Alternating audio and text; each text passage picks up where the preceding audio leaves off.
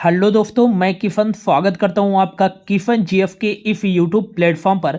आज हम 20 अगस्त 2023 के करंट अफेयर्स का क्विज करने वाले हैं, जो कि सभी प्रतियोगी परीक्षाओं के लिए अति महत्वपूर्ण होने वाला है। तो लास्ट तक बने रहिएगा। यदि आप नए हैं तो प्लीज़ चैनल को सब्सक्राइब कर लीजिएगा और ज़्यादा से ज़्यादा लोगों तक इस वीडियो को ज़रूर शेयर कीजिएगा। तो चलिए स्टार्ट करते हैं।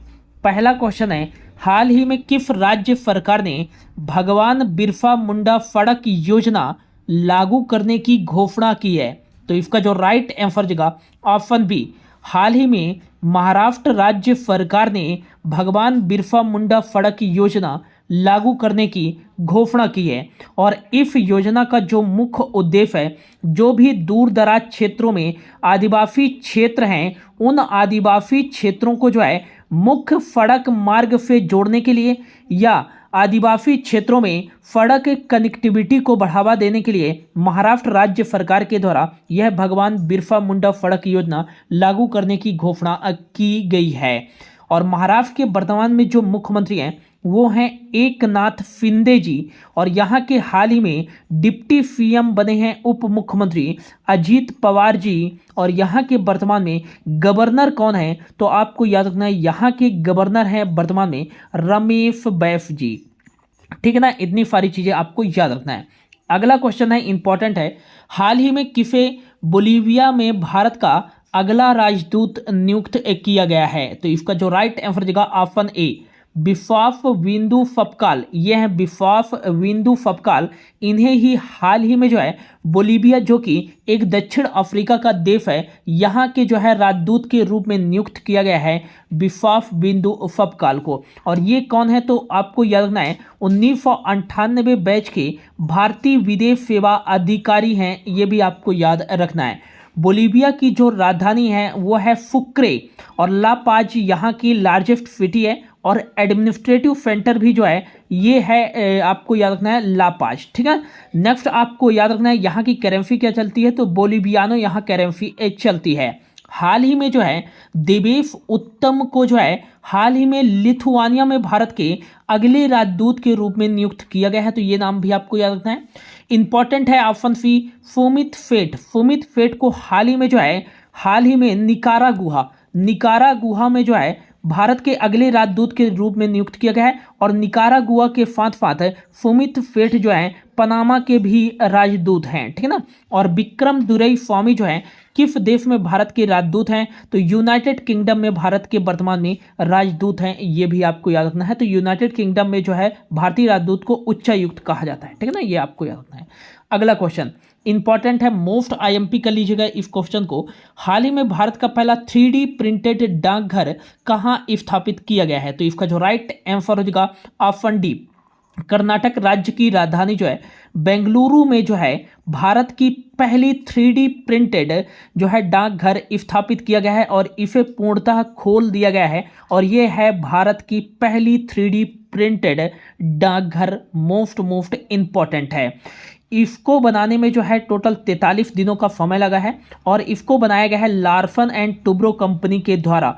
नेक्स्ट आपको याद रखना है, कर्नाटक को जो है भारत की आईटी कैपिटल भी कहा जाता है, और Indian Space Research Organisation ISRO का जो हेडक्वार्टर है ये कहाँ स्थित है? बेंगलुरु कर्नाटक में ही स्थित है। बेंगलुरु को जो है स्पेस सिटी के नाम से जाना जाता है। क्यों? क्योंकि यहाँ जो है इंडियन स्पेस रिसर्च ऑर्गेनाइजेशन का हेडक्वार्टर है, ये भी आपको याद रखना है। हाल ही में जो है इंडिया जस्टिस रिपोर्ट 2022 की 2023 में रिलीज की गई थी, और इसमें टॉप पर कौन सा राज्य है? तो ये कर्नाटक राज्य ही है। और कर्नाटक के वर्तमान में मुख्यमंत्री कौन है? तो हाल ही में बने हैं सिद्धारमैया, और यहाँ के डिप्टी सीएम हैं DK शिवकुमार। और यहाँ के वर्तमान में गवर्नर कौन है? तो थावर चंद गहलोत हैं वर्तमान में यहाँ के गवर्नर।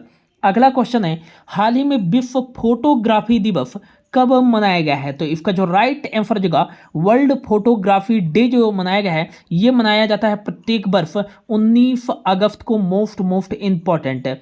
और विश्व भर में जो है चित्रों के महत्व के बारे में उजागर करने के लिए यह विश्व फोटोग्राफी दिवस वर्ल्ड फोटोग्राफी डे प्रत्येक वर्ष 19 अगस्त को मनाया जाता है।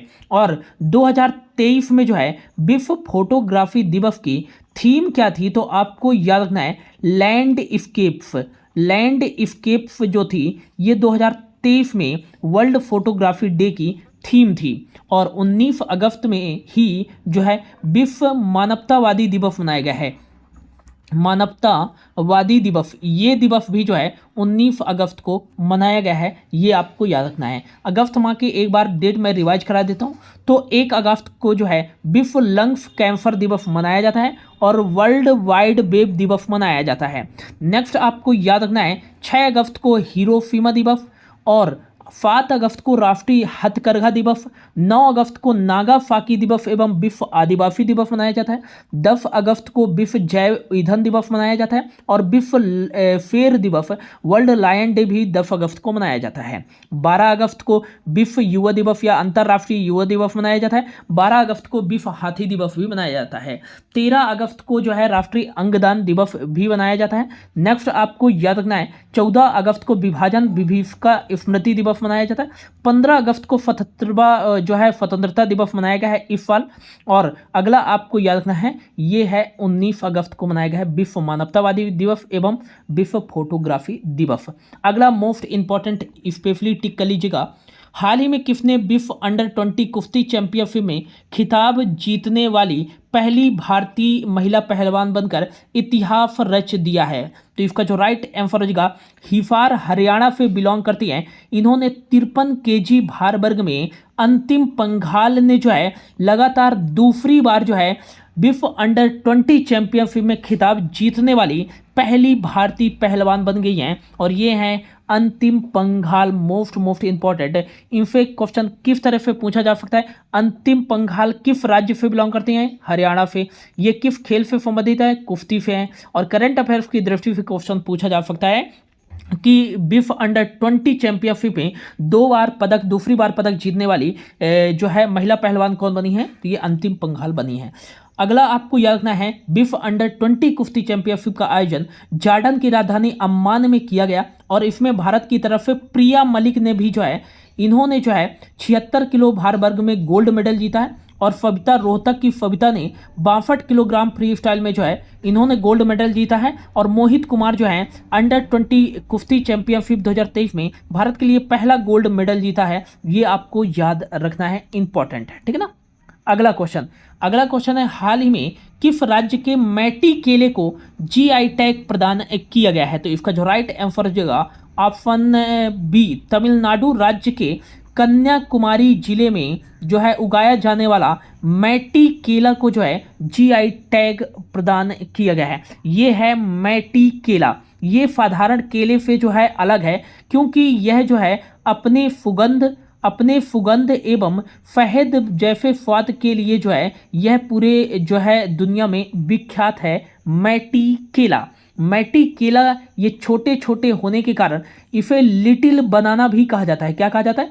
लिटिल बनाना भी कहा जाता है, ये आपको याद रखना है। तो तमिलनाडु राज्य के कन्याकुमारी जिले के मैटी केले को हाल ही में जीआई टैग दिया गया है। तमिलनाडु की राजधानी है चेन्नई, जिसे भारत की स्वास्थ्य राजधानी भी कहा जाता है।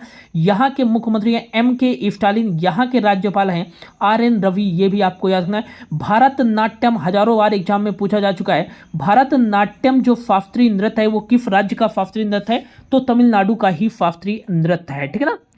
अगला क्वेश्चन, हाल ही में कौन सा देश 2024 में मेगा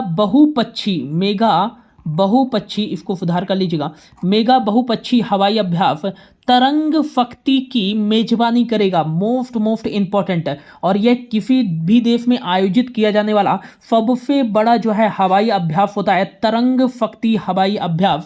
और 2024 में इसकी मेजबानी करेगा इंडियन एयरफोर्स।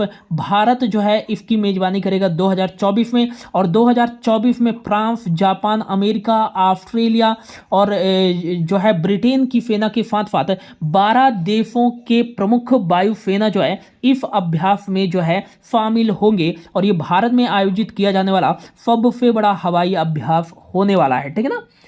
बढ़ते हैं अगले क्वेश्चन की ओर। और आज का जो हमारा लास्ट क्वेश्चन है, हाल ही में किस राज्य सरकार ने पूरे राज्य को प्राकृतिक आपदा प्रभावित क्षेत्र घोषित किया है? तो राइट आंसर जगह हाल ही में हिमाचल प्रदेश राज्य सरकार ने जो है बाढ़ से और बारिश से क्षतिग्रस्त संपत्ति के नुकसान होने के कारण जो है पूरे राज्य को जो है आपदा प्रभावित क्षेत्र घोषित कर दिया है। और हिमाचल प्रदेश में लगभग जो है 10,000 करोड़ रुपए की संपत्ति का नुकसान हुआ है। अभी भी 600 से अधिक जो है सड़क मार्ग बंद पड़े हुए हैं। इसी कारण हिमाचल प्रदेश राज्य सरकार ने पूरे राज्य को प्राकृतिक आपदा प्रभावित क्षेत्र घोषित कर दिया है।